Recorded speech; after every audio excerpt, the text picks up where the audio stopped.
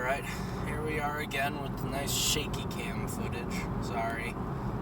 So, welcome back to AudioBomb, the show where I complain about nothing and everything at the same time.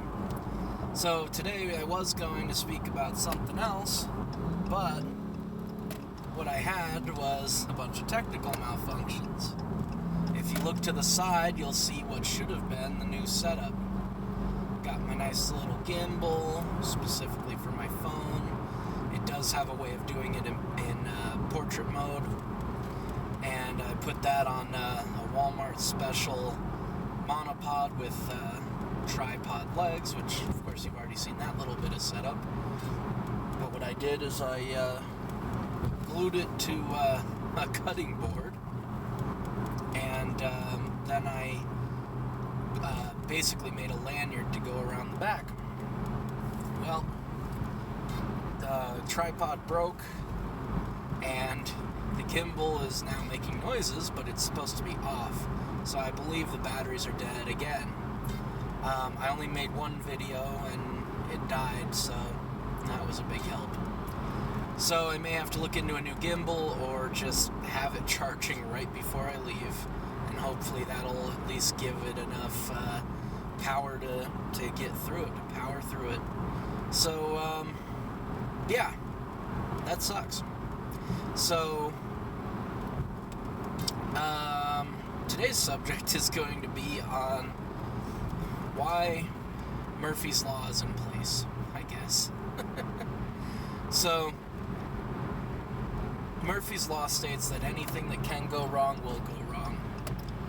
And usually at the most inopportune time. So the gimbal, even though it should have been fully charged, now messed up on me. And as I was trying to get it into position, the tripod broke on me. Nothing, a little bit of, work won't fix, but my point is that basically everything I have to modify because it wasn't made right in the first place. And I'm a little bit mad that nothing wants to kind of work right. Of course, that'd be the broken tripod right there. So, one, people should be making products that last. Planned obsolescence is bullcrap, and it's a real thing. It's illegal, but it's a real thing. You know those 2-year warranties you have? Product's gonna break in 2 years and 3 months, because that's how they designed it. If it lasts farther than that, it's a rarity. So, I don't understand why people can't just make something that lasts. We've done it for decades. I have an antique malt machine, and it's not even that much of an antique. I think it was made in the 50s, maybe 60s. The thing is solid as hell. I couldn't break it if I wanted to. I could probably throw it around the kitchen for a while, hard into anything I wanted to, and then turn it on and make a malt. It's got the nice stainless steel cups and everything that you would expect from a nice malt shop. And I don't understand the reasoning behind making a product that's shit for a little more profit for you to rebuy it, when a lot of the time you remember how crappy it was leading up to it being destroyed, and you're like, well, I'm not going to get that one again, and then you end up getting another company. And what's even worse is when the product that you want doesn't really exist. It's an amalgamation of 2 products or something like that. And and then you have to make it on your own. Either you have the know-how to do it, or you have to have the cash to pay somebody who knows the know-how to do it. I've been lucky enough to build or make pretty much anything I've wanted, because we didn't spend a ton of money in my household. And so making costumes, I got really good at sewing my own costumes, but I didn't even touch a sewing machine until college. I sewed everything by hand. I didn't know any better. I made stuff out of materials that would not only last for the time period of the project, but well into the future. I have a 9-foot samurai that I made for Nindesucon, which is a local anime and gaming convention, and I still have it to this day.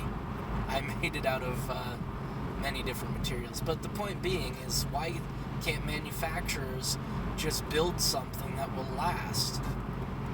I mean, it saves on the tiny bit of bottom line, and and the idea would be for it to break and then you buy a new one without thinking, and just mindless consumerism. But you're not saving that much on the bottom line, and you're just pissing your customers off so that they don't want to deal with you again. I'm not going to go out and buy another one of these damn selfie sticks from Walmart because they're junk. I'm going to cover this one in hot glue and fix whatever I can with every other little piece here to make a working system.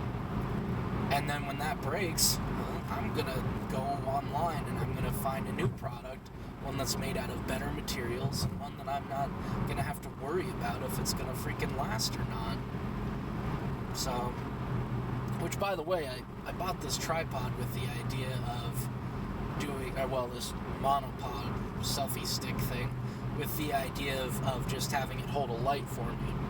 So, I guess maybe I'm over the weight limit, but I don't know.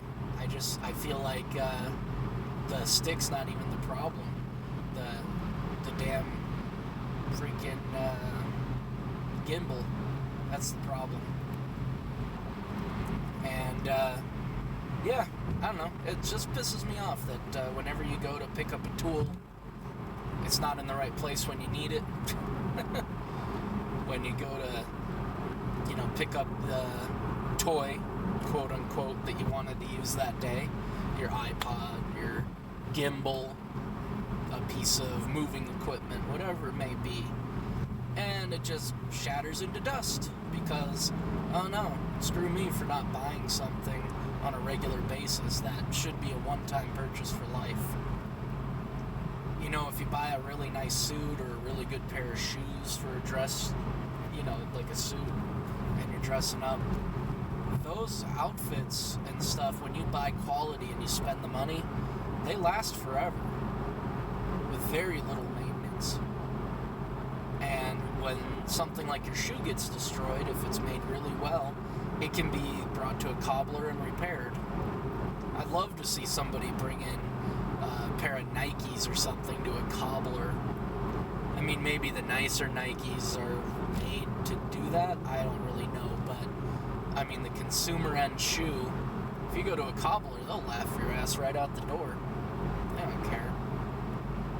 But I don't know. I feel like this rant isn't as powerful as some of the other ones are going to be, but really, I mean, when you buy something and you just want it to work, it's frustrating when you sit there forever knowing exactly how the machine operates or the thing operates, and it's just working against you until it breaks. It doesn't do the right thing. It doesn't turn the right way. It doesn't, do whatever it's going to do, but it just breaks. And I don't know, it's kind of heartbreaking and kind of depressing that you put your faith in a company.